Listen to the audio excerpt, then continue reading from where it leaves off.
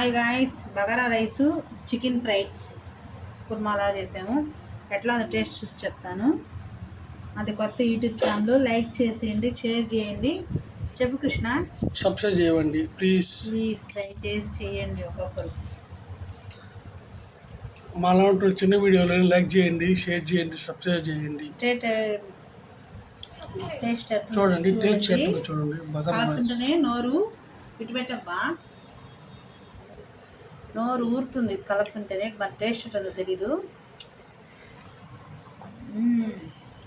బా